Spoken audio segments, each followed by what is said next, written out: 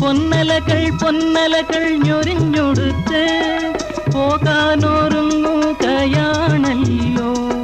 മലയാറ്റൂർ പള്ളിയിൽ പെരുന്നാള് കൂടണം, ശിവരാത്രി കാണണം നീ. ആലുവ ശിവരാത്രി കാണണം നീ. മലയാറ്റൂർ പള്ളിയിൽ പെരുന്നാള് കൂടണം, ശിവരാത്രി കാണണം നീ.